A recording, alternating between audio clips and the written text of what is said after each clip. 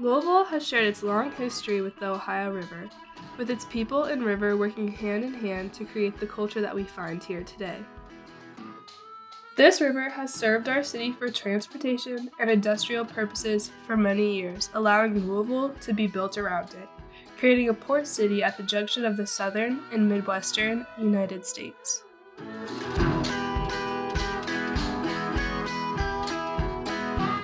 However, over time, industrial development meant that the city was separated from its integral resource, placing large, often dangerous factories between Louisville's communities and the Ohio River.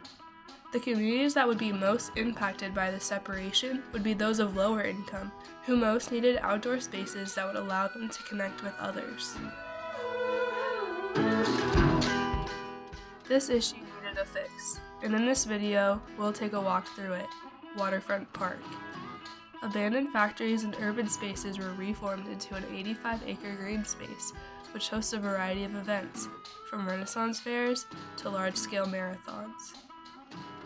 Students at U of L reminisce on good times had at the park, remembering watching fireworks on the 4th of July or enjoying light shows projected onto the Big 4 Bridge, which connects Louisville to Jeffersonville, Indiana, via Waterfront Park. Though Waterfront Park has gone far and beyond its goal of becoming a community center and giving members of all of Louisville's communities access to a safe green space, the park's namesake still goes widely neglected in representation around the park. The Ohio River begins in Pennsylvania and flows southwest until it merges with the Mississippi. In the 1950s, water in the Ohio River had been so contaminated by steel companies dumping wastewater directly into it that a fish species test undergone in 1958 yielded only a single fish.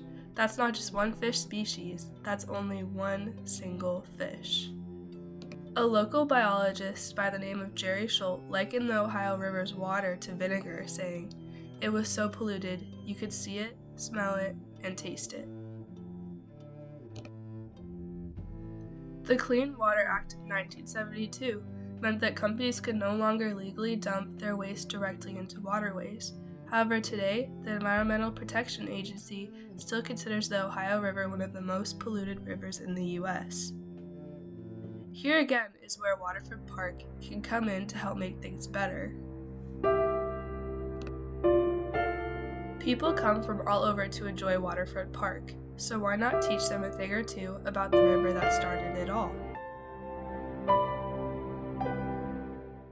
Projects like this have found great success in other communities, like Mississauga, a town located in Ontario, Canada, on the shores of Lake Ontario, where waterfront parks were used as a means to educate parkgoers about their connection to the waterway by placing informational plaques and interactive activities along the shoreline, coining the term that holds true in Louisville: life thrives at the water.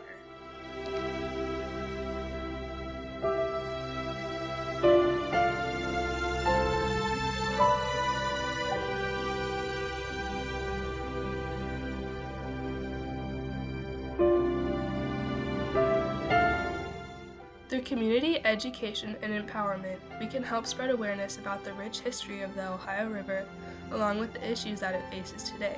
We can answer questions like, why can't we swim in the river after a flood?